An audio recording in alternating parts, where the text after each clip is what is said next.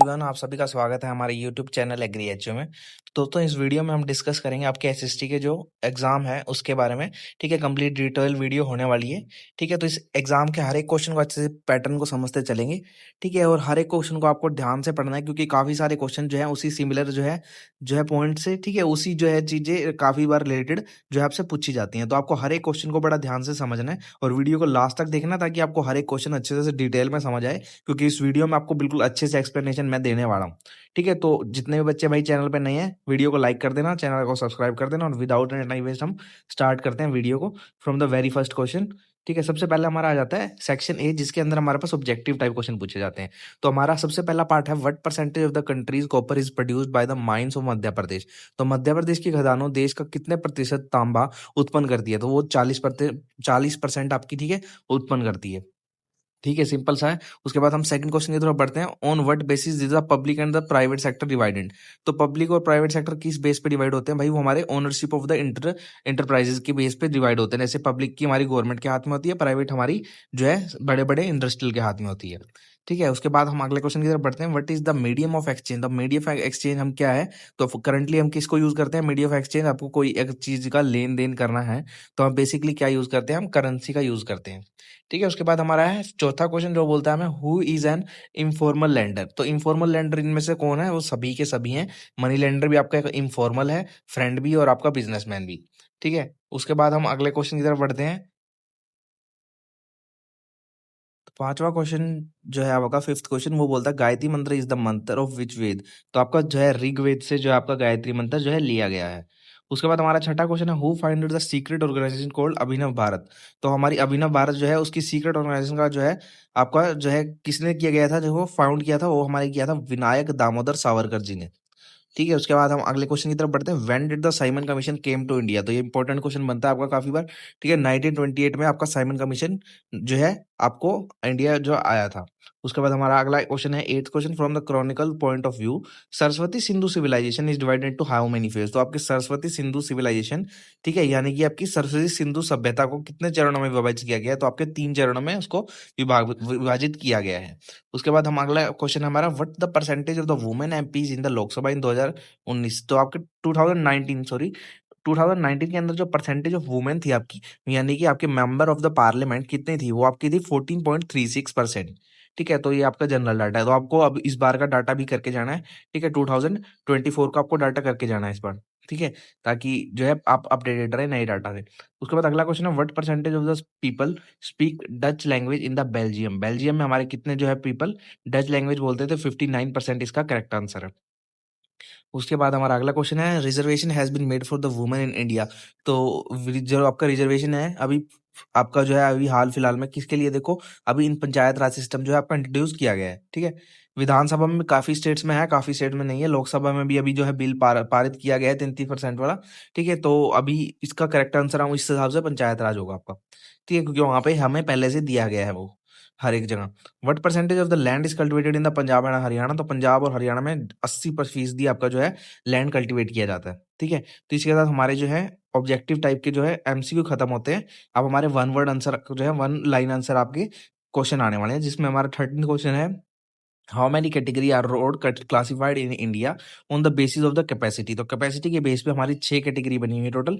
ठीक है, तो हमारे पास 6 टाइप के रोड है इंडिया में। पहला हमारा गोल्डन क्वाड्रिलेटरल। ठीक है, आपको पता होना चाहिए कौन सी जो है स्टेट से वो है जो आपस में जुड़ा हुआ है। उसके बाद हमारा नेशनल हाईवे होते हैं, स्टेट हाईवे होते हैं, हमारे पास मेजर डिस्ट्रिक्ट रोड्स होते हैं, हमारे पास अदर डिस्ट्रिक्ट रोड भी होते हैं, और हमारे पास विलेज रोड के अंदर जो है कनेक्टिविटी बनाई जाती है।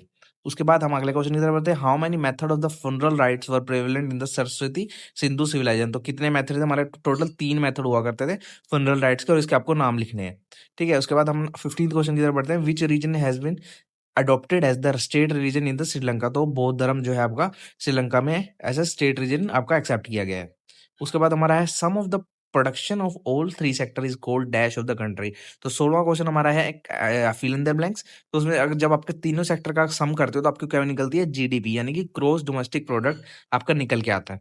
उसके बाद 17वां क्वेश्चन हमारा है, Mahatma Buddha was born in the 563 BC. तो क्या 563 बीसी में आपका जो है उनका जन्म हुआ था। Division caste on the dash is seen in the Indian society, only seen in the Indian society. तो हमारा division based on the caste हमारे इंडियन सोसाइटी में देखा जाता है। ठीक है, उसके बाद हम बढ़ते हैं अगले क्वेश्चन की तरफ, जो हमारा है असर्शन रीजन क्वेश्चन होने वाला है 19th क्वेश्चन। पहला हमारा असर्शन दिया है इसमें, tertiary sector is also known as service sector. ठीक है, तो बात बिल्कुल सही है, सर्विस सेक्टर उसको बोला जाता है क्योंकि वो सर्विस प्रोवाइड करता है सबको। ठीक है, रीजन क्या है, tertiary sector involve activity dash produce good, तो ये बात गलत होगी क्योंकि टर्सरी सेक्टर का काम गुड्स प्रोड्यूस करना नहीं है, सिर्फ सर्विस प्रोड्यूस करना है। ठीक है, तो गुड्स वो प्रोड्यूस नहीं करेगा, तो इसका रीजन फॉल्स होगा। गुड्स आपका जो है सेकेंडरी परफॉर्म करता है।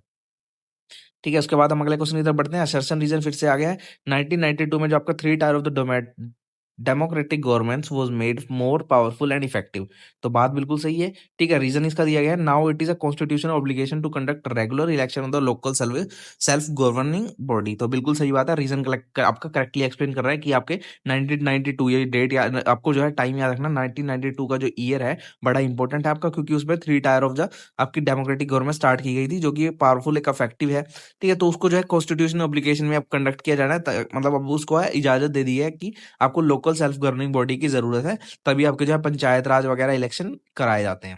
ठीक है, तो इसका ए ऑप्शन करेक्ट हो जाएगा। इसके बाद हमारा आएगा सेक्शन बी, जो कि हमारे 2 मार्क्स के क्वेश्चन होने वाले हैं। ठीक है, तो सबसे पहला क्वेश्चन हमारा WTO यानी कि वर्ल्ड ट्रेड ऑर्गेनाइजेशन क्या है। वो एक इंटरनेशनल ऑर्गेनाइजेशन है that regulate and promote the trade between country, अलग अलग कंट्री के बीच में ट्रेड करती है। कुछ रूल्स और रेगुलेशन होते हैं ताकि जो है कोई भी गड़बड़ वर्ल्ड लेवल पे कोई ट्रेड के अंदर ना हो। ठीक है, उसके बाद 22वां क्वेश्चन हमारा, what is the multinational company, तो मल्टीनेशनल कंपनी यानी कि आपकी एक एमएनसी। एमएनसी हमारी जो है कंपनी होती है जो कि क्या करती है, own and control the production in more than one country, किसी एक या उससे ज्यादा कंट्री में। तो इसका एग्जांपल अगर आप आए तो कोई भी एग्जांपल लिख सकते हो आप। मेरे को जो एग्जांपल याद आ रहा है इस टाइम, मैकडोनल्ड का लिख सकते हो। ये देखो आपकी जो मैकडी है वो हर एक जो है कंट्री में एक से ज्यादा में आपने देखो खोली हुई है। ठीक है, और कोई आप बड़ी कंपनी भी लिख सकते हो जो एक से ज्यादा जो है देशों में, आप बड़े बड़े ब्रांड्स के नाम लिख सकते हो, इसमें आप कोई भी एग्जांपल दे सकते हो। How many and into which country was the medieval European society divided. ठीक है, आधे आधे मार्क्स के 4 इसमें पूछे हुए हैं आपसे। ठीक है, तो देखो अब कितने में है, सबसे पहले आपको देखो मेडिवल आपकी जो यूरोपियन सोसाइटी हमारी 3 क्लास में डिवाइड की गई है। पहला हमारा है क्लर्गी, जो कि हमारे चर्च ऑफिशियल है। दूसरा हमारे नोबेलिटी, ठीक है, आपके किंग और लैंडलॉर्ड। ठीक है, और आपके जो है पीजेंट, जो कि यानी कि आपके कॉमन पीपल है। ठीक है, तो इसमें आपके जो है डिवाइड किए गए थे। उसके बाद 24वां क्वेश्चन में कहता है, what is the church and head of the Christianity code. तो चर्च हमारा एक प्लेस है जहां पर वर्शिप की जाती है क्रिश्चियंस के द्वारा, और हेड ऑफ द क्रिश्चियनिटी को हम बोलते थे पोपे। ठीक है, उसके बाद हमारा 25th क्वेश्चन आता है, what does the majority rule mean. तो मेजोरिटी रूल आपका क्या मतलब होता है कि जो पार्टी और जो ग्रुप है जो ज्यादा आधी से ज्यादा वोट जो है आपकी गेन कर लेता है, तो वो गवर्नमेंट बना लेता है, जैसे कि हमारे इंडिया के अंदर होता है। ठीक है, what are the regional parties called and name two regional party in Haryana. तो देखो रीजनल पार्टी जो होती है वो देखो, अब रीजनल पार्टी का क्या मतलब होता है, कोई भी पार्टी जो ऑपरेट होती है मेनली एक पर्टिकुलर स्टेट के अंदर। ठीक है, वो नेशनल पार्टी नहीं, वो स्टेट पार्टी है। जिसके अगर हम हरियाणा की बात करें तो हमारे हरियाणा में जैसे आपका INLD यानी कि इंडियन नेशनल लोकदल। ठीक है, और आपकी जैसे JJP जननायक जनता पार्टी, और BSP भी आपकी बहुजन समाजवादी पार्टी। तो ऐसे आप जो है लोकल लेवल पे जो आपकी रीजनल पार्टी है उनका नाम लिख सकते हैं। ठीक है, उसके बाद हमारा 27वां क्वेश्चन है, why is the forest and the wild life conservation important in India. देखो सबसे पहला तो वो क्या करता है, मेंटेन करता है इकोलॉजिकल बैलेंस को। आपका फॉरेस्ट और वाइल्ड लाइफ जरूरी क्यों है, देखो सिंपल सी बात है। तो सबसे पहले तो इकोलॉजिकल बैलेंस मेंटेन करेगा, बायोडाइवर्सिटी मेंटेन करेगा, सोल इरोजन को बचाएगा आपका। ठीक है, और प्रोवाइड करेगा आपको लाइवलीहुड एंड रिसोर्सेज। ठीक है, डिफरेंट टाइप ऑफ चीजें हमें मिलती है फॉरेस्ट से। उसके बाद हमारा 28वां क्वेश्चन कहता है, why are the dams called multipurpose project. तो डैम हमें मल्टीपर्पज प्रोजेक्ट की होती है क्योंकि देखो अभी काफी सारे पर्पज एक साथ सोल्व कर रहा है, हमारे काफी सारी जो चीजें हैं हमारी बहुत सारी मदद कर रहा है एक ही बारी में। जैसे कि इरिगेशन हमें मिल सकती है, हाइड्रो इलेक्ट्रिक पावर जनरेशन यानी कि उससे जो है पानी का फ्लो देते हो तो उससे हम इलेक्ट्रिसिटी भी जनरेट करते हैं। ठीक है, और उसके बाद फ्लड कंट्रोल का काम करता है, जब बहुत ज्यादा पानी हो जाता है तो स्टोरेज में काम आता है। ड्रिंकिंग वाटर फॉर सप्लाई, ठीक है, ड्रिंकिंग वाटर सप्लाई प्रोवाइड करता है जिस एरिया में कम होती है। फिशरी एंड रिक्रिएशन में भी जो है इसका रोल आता है। ठीक है, उसके बाद हम बढ़ेंगे सेक्शन सी, जो कि हमारा केस स्टडी बेस्ड क्वेश्चन होगा। ठीक है, तो केस स्टडी बेस्ड क्वेश्चन आपको ज्यादातर पैराग्राफ में मिल जाते हैं। ठीक है, तो मैंने यहाँ पर मेंशन किए हुए हैं देखो आपके लिए पहले से ही। ठीक है, तो ज्यादातर आपको पैराग्राफ में मिल जाएंगे, तो पैराग्राफ पढ़ना अच्छे से, और उसके बाद आपका आंसर आपको वहां से निकल आएगा। ठीक है, पहला हमारा क्वेश्चन है, which criteria is used for classifying country according to the world development report. तो कौन सा क्राइटेरिया, देखो सिंपल पर कैपिटा इनकम का आपका क्राइटेरिया होता है जिसके बेस पे हम जो है इनकम मापते हैं किसी भी कंट्री की। और इसमें सेकंड क्वेश्चन में कहता है which country are the lower income according to 2017 2017 के ऊपर देखो इसमें पैराग्राफ में लिखा हुआ है कि यूएस जो है डॉलर आपके 995 पर एनम और लेस उससे कम होती है, उसको हम लो इनकम कंट्री बोलते हैं। और विच income does the India come in, third question हमें पूछा है, तो हमारे इंडिया को हमने किस में रखा हुआ है, मिडल इनकम बेस्ड कंट्री में हमने रखा हुआ है। ठीक है, इसके बाद हम बढ़ते हैं 30th पैराग्राफ पे जो है हमारा इंडियन पाकिस्तान रिलेशन के बारे में। तो how are the Indian Pakistan relation, तो इंडिया पाकिस्तान रिलेशन कैसे है, हमारे बीच में जो है कंपटीशन बहुत ज्यादा है, टेंशन बहुत ज्यादा, कॉन्फ्लिक्ट है और वॉर के चांसेस भी बहुत ज्यादा बने रहते हैं। ठीक है, how many time do Pakistan attack on India, तो कितनी बार पाकिस्तान ने इंडिया पे अटैक किया है, तो 4 बार किया है, 1947 में, 1965 में, 1971 में, 1999 में। ठीक है, और which country is encouraging terrorism in Pakistan, in Punjab and Jammu Kashmir, तो देखो जो है आपको पता ही है कौन सी है, पाकिस्तान जो आपकी है इनकरेज कर रही है, पाकिस्तान जो पंजाब और जम्मू एंड कश्मीर में टेररिज्म को प्रमोट करती है। ठीक है, तो इसलिए जो है हम वहां पर जो है बहुत ज्यादा सिक्योरिटी रखते हैं उन एरिया में। ठीक है, उसके बाद हमारा जो है अगला क्वेश्चन आएगा, वो हमारा है एक और, इसमें जो है केस स्टडी आपकी है। ठीक है, तो sharing of the power is good for the democratic system, इसके ऊपर आपका केस स्टडी है। तो पहला क्वेश्चन है what is called the souls of democracy, तो सोल ऑफ डेमोक्रेसी आपकी क्या होती है, शेयरिंग ऑफ द पावर, यानी कि पावर शेयरिंग जो है डेमोक्रेसी के अंदर आपकी जो है पावर ऑफ शेयरिंग बहुत ज्यादा होती है, जो है डिवीजन होती है पावर के बीच में। जैसे आप हमारे इंडिया में मान लो तो पीएम सीएम, ठीक है, उसके बाद लोकल बॉडीज आपकी आ गई है, तो ऐसे हमारे बीच में डिवीजन होती है पावर की। उसके बाद हमारा सेकंड क्वेश्चन है what is meant by the legitimate government, तो लेजिटिमेट गवर्नमेंट आपकी कौन सी होती है, जहां पर जो आपके all group join the governance system through their participation, तो हर एक जो है उसमें पार्टिसिपेट करता है गवर्नमेंट फॉर्म करने के लिए। और what does the logical argument explain, तो लॉजिकल आर्गुमेंट आपकी क्या एक्सप्लेन करती है, कि जो beneficial outcome of the power sharing आपकी बताती है लॉजिकल आर्गुमेंट।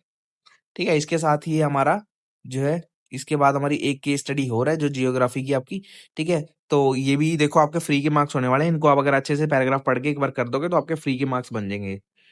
ठीक है, अब हमारा पहला क्वेश्चन है विच और has the best magnetite qualities, तो मैंने देखो आंसर लिखे हुए हैं यहाँ पर, देखो सीधा सीधा आंसर लिखे हुए हैं। पहला है मैग्नेटाइट की सबसे ज्यादा आपकी अच्छी जो है हाईएस्ट आयरन क्वालिटी होती है। उसके बाद 50 से 60% आयरन क्वालिटी, उससे कम वाले कौन है, हेमाटाइट आपका होता है। और जो विच mineral is the backbone of the industrial development, हमारा कौन सा है, आयरन और जो है बैकबोन मानी जाती है इंडस्ट्रियल डेवलपमेंट की, क्योंकि उसमें बहुत ज्यादा यूज होता है आयरन और का। ठीक है, उसके बाद हमारा आ जाता है सेक्शन डी, जो कि हमारे 3 मार्क्स वाले क्वेश्चन होने वाले हैं।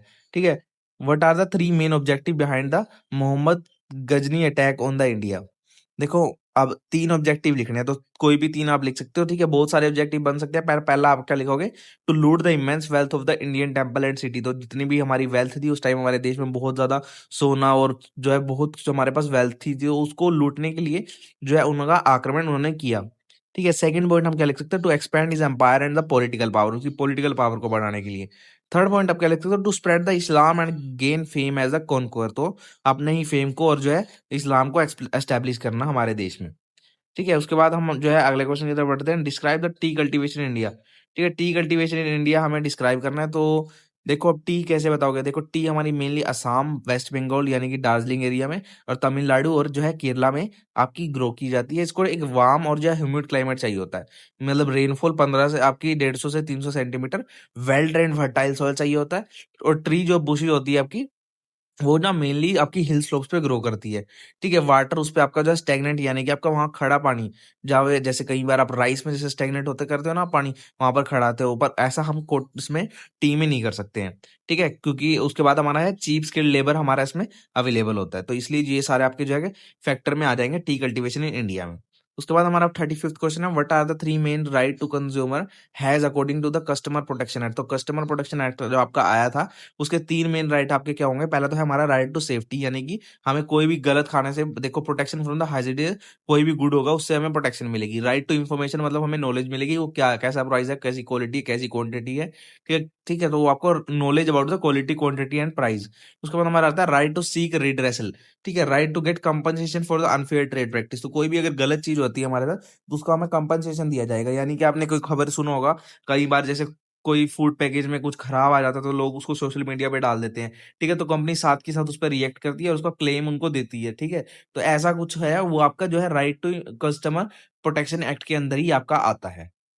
ठीक है, तो अब बढ़ते हैं हम अगले क्वेश्चन की तरफ, जो हमारा 36th question, mention the 3 character of the federal government system. तो 3 कोई कैरेक्टर लिखने हैं हमने फेडरल गवर्नमेंट सिस्टम के। देखो, तो कोई भी 3 लिख सकते हो आप, ठीक है। तो पहला मैंने इसमें लिखा है division of the power between the central and the state government, यानी कि आपकी जो डिवीजन ऑफ पावर होती है, सेंट्रल यानी कि आपकी सेंट्रल गवर्नमेंट में, मेन गवर्नमेंट में, और जो है स्टेट गवर्नमेंट में। तो आपको पता होगा फेडरल गवर्नमेंट सिस्टम में जैसे हमारे हरियाणा में नयाब सैनी जी की सरकार है, और हमारे स्टेट में आपकी जो है सेंटर में हमारी गवर्नमेंट मोदी जी की है। तो वहां पर जो है उनका जो है एक कनेक्शन बीच में होता है। तो different type of fund exchange, ये सभी चीजें आपकी परफॉर्म होती हैं। और उसके बाद हमारा क्या आता है, written constitution which define power of the each level. हर एक की अपनी पावर है, सीएम की अपनी पावर होती है, पीएम की अपनी पावर होती है, एमएलए की अपनी पावर होती है। तो वो सब आ जाएगा इसको, ठीक है। उसके बाद हमारा थर्ड पॉइंट है independent judiciary to settle the dispute between the government. तो कोई भी अगर रोड़ा हो जाता है, तो जो है उसको आप सुलझाने के लिए हमारे पास कौन होते हैं, कोर्ट होते हैं। हाई कोर्ट है, सुप्रीम कोर्ट है, डिस्ट्रिक्ट कोर्ट है। तो उसके ऊपर जो है वहां पर कोई भी अगर कोई गवर्नमेंट के बीच में टेंशन बनती है, जैसे कोई स्टेट गवर्नमेंट दो, जैसे पंजाब और हरियाणा के बीच में कोई टेंशन बनती है, तो आपका जो है डिस्प्यूट जो है हाई कोर्ट या फिर स्टेट कोर्ट देखता है, ठीक है। तो कोई भी 3 कैरेक्टर आपने लिखने हैं, तो 3 कैरेक्टर यहाँ मैंने फेडरल गवर्नमेंट सिस्टम के आपको बता दिए हैं। इसके बाद हमारा आएगा सेक्शन ई, जिसमें हमारे 5 मार्क्स वाले क्वेश्चन पूछे जाएंगे, ठीक है। तो ठीक है, तो इसके बाद हम बढ़ते हैं 37th क्वेश्चन, जो हमें कहता है what type of pollution are industry responsible for, what measure can be taken in industries to prevent environmental degradation. ठीक है, तो क्या मेजर जो है इन इंडस्ट्री को लेने चाहिए, ठीक है, और कौन से टाइप ऑफ पोल्यूशन जो है उनके लिए वो रिस्पॉन्सिबल है, ठीक है, तो और उसके क्या मेजर है वो है, ताकि जो है इन्वायरमेंटल डिग्रेडेशन आपका कम हो सके। तो ये आपको पूरे है, आपको 5 मार्क्स में लिखना है। 2 नंबर का तो है what type of the pollution आपके बारे में लिखना है। उसके बाद 3 नंबर में आपको जो लिखना है इसके प्रिवेंट डिग्रेडेशन के बारे में। ठीक है, तो अब इसको हमने कैसे क्वेश्चन को लिखना है, इसको अटेम्प्ट कैसे करना है। देखो, सिंपली आपने सबसे पहले लिखना है टाइप ऑफ पोल्यूशन जो कॉज होता है, जैसे कि आपका एयर पोल्यूशन कॉज होता है, कार्बन डाइऑक्साइड से रिलीज होती है, सल्फर डाइऑक्साइड, स्मोक, ठीक है, रेस्पिरेटरी डिजीज हो सकती है जिससे ग्लोबल वार्मिंग होती है। ठीक है, टाइप ऑफ पोल्यूशन जो आपकी इंडस्ट्री कॉज कर रही है। ठीक है, सबसे पहले तो एयर पोल्यूशन हमने लिख दिया। उसके बाद हमने जो है, उसके बाद हमारा जो सेकंड टाइप का पोल्यूशन आएगा वो आपका लैंड आ जाएगा। ठीक है, लैंड पोल्यूशन हो जाएगा आपका। ठीक है, इसमें आप नॉइस भी लिख सकते हो। ठीक है, तो वाटर पोल्यूशन भी हो सकता है इसमें, जैसे कि रिवर लेक्स में हो जाता है आपका। एक्वाटिक लाइफ इफेक्ट होती है, ह्यूमन हेल्थ, ठीक है, लैंड का जैसे टॉक्सिक सब्सटेंस जमीन में धस जाता है। तो ये कुछ आप जो है फैक्टर इसमें आराम से लिख सकते हैं। उसके बाद हमारा जो है इस मेजर को किस तरह प्रिवेंट करोगे आप, तो प्रिवेंट करने के लिए आप देखो इंडस्ट्रियल वेस्ट को ट्रीट कर सकते हो, यूज लीनियर टेक्नोलॉजी। ठीक है, और हम क्या कर सकते हैं, इंस्टॉल कर सकते हैं पोल्यूशन कंट्रोल। ठीक है, ट्रीट इंडस्ट्रियल वेस्ट आप सिंपली जो है एफ्लुएंट लगा सकते हो, उसको जो है नदियों वगैरह में छोड़ने से पहले उसको क्लीन कर सकते हो। ठीक है, क्लीनर टेक्नोलॉजी मतलब आपको कोई इको फ्रेंडली जो चीजों को इस्तेमाल करें। ठीक है, और इंस्टॉल पोल्यूशन कंट्रोल डिवाइसेस, ये आप जो है इंडस्ट्री में लगा सकते हैं, फिल्टर वगैरह। ठीक है, उसके बाद हम बढ़ते हैं हम अगले क्वेश्चन की तरफ, जो हमारा 38 क्वेश्चन है वो है throw light on the administrative system of the Egypt. तो इजिप्ट का जो एडमिनिस्ट्रेशन सिस्टम था उसके बारे में हमने इसमें कुछ बातें लिखनी है। ठीक है, तो आपको इसको पॉइंट में बना के लिखना होगा, क्योंकि ये आपको पूरा एक डिटेल व्यू में आपको हर एक जो है पर्टिकुलर चीज का जो है एक्सप्लेनेशन आपको देनी होगी, जो है उसके एडमिनिस्ट्रेशन में कौन कौन था। तो सबसे पहले आप क्या लिखोगे, फिरो लिखोगे, तो जो क्या होता है आपका सुप्रीम जो है रूलर होता है इजिप्ट का। ठीक है, उसके बाद हमारा कौन सा है, वाइजर, जो कि आपका चीफ मिनिस्टर होता है। ठीक है, तो इनको एक्सप्लेन कर दोगे कि वो जो है आपका फिरो आपका किंग और गॉड दोनों माना जाता है, और वाइजर आपका चीफ मिनिस्टर ऑफ फिरो माना जाता है। ठीक है, और उसके बाद हमारा तीसरा हम पॉइंट लिख सकते हैं प्रोविजनल एडमिनिस्ट्रेशन। ठीक है, जो आपका एडमिनिस्ट्रेशन रिलेटेड काम देखते हैं, जो उनको हम नॉर्म्स भी कहते हैं। और आपका ब्यूरोक्रेसी मतलब आप large number of official and scribe, जो कि एडमिनिस्ट्रेशन को चलाने में हेल्प करते हैं। ठीक है, और पांचवा पॉइंट आप क्या लिख सकते हैं, मिलिट्री एंड द लॉ, जो कि हमारी फिरो कंट्रोल करते हैं। ठीक है, और इसमें स्ट्रिक्ट लॉज फॉलो किए जाते हैं ताकि पीस और स्टेबिलिटी को मेंटेन कर सकें किंगडम के अंदर। ठीक है, तो ये सब कुछ पॉइंट आपको लिखने होंगे, तभी जाके आपको फुल मार्क्स लिखेंगे। ठीक है, और भी आप जो है पॉइंट ऐड कर सकते हो इसमें, बट जो मेन 5 हैं ये आपको ये लिखने होंगे ताकि जो आपको फुल मार्क्स मिल सके। ठीक है, उसके बाद हमारा जो है अगला क्वेश्चन है what is the political party called, what work do political parties. ठीक है, सबसे पहले पॉलिटिकल पार्टीज की डेफिनेशन लिखनी है कि एक ऑर्गेनाइज ग्रुप ऑफ पीपल होता है जो कि सिमिलर पॉलिटिकल आइडिया शेयर करते हैं। ठीक है, सिंपली पहले डेफिनेशन लिख देनी है, उसके बाद आपको जो है फंक्शन लिखना है। तो सबसे पहले फंक्शन क्या होगा, इन कंटेक्स्ट इलेक्शन, कोई भी पॉलिटिकल पार्टी कंटेक्स्ट करेगी इलेक्शन को, गवर्नमेंट बनाएगी, form and run the government, और जो है लॉज और पॉलिसी देश के लिए जो भी अच्छी है या बुरी है जो भी है वो बनाएंगी। ठीक है, तो ये सभी पॉलिटिकल पार्टी की आपको कॉमन जो चीजें हैं आपको पता होनी चाहिए, एज इट इज बातें छापोगे तो आपको आराम से फुल मार्क्स मिल जाएंगे इसके। और चौथा हम पॉइंट सकते हैं कि वो रिप्रेजेंट द पीपल, क्योंकि वो पीपल ने ही चुना है तो उनको वो रिप्रेजेंट करते हैं। और जो पांचवा पॉइंट हमारा आएगा वो है क्रिएट पब्लिक ओपिनियन। तो पब्लिक ओपिनियन भी हमारे वो जो है खुद बनाते हैं, जैसे कि educate people about the political issue. ठीक है, तो इसी के साथ जो है हमारा ये पेपर खत्म हो चुका है। ठीक है, एसएसटी का, तो हमने कंप्लीट पेपर सोल्व किया। ठीक है, इस पेपर को एक बार अच्छे से कर लेना, और बाकी जो पीवाईक्यू आए हैं वो भी अच्छे से कर लेना, ताकि आप जो है बेटर से बेटर स्कोर कर पाओ। और लास्ट मिनट टिप आपको ये रहेगी, मैंने एक इंपॉर्टेंट की वीडियो आपसे इस वीडियो से पहले डाली थी। ठीक है, वो एक बार देख के जाना, उसमें जो भी टॉपिक दिए हैं वो अच्छे से कर लेना, क्योंकि इसमें से भी बहुत ज्यादा आपके क्वेश्चन आने के चांस रहते हैं। ठीक है, तो मिलते हैं अगली वीडियो में।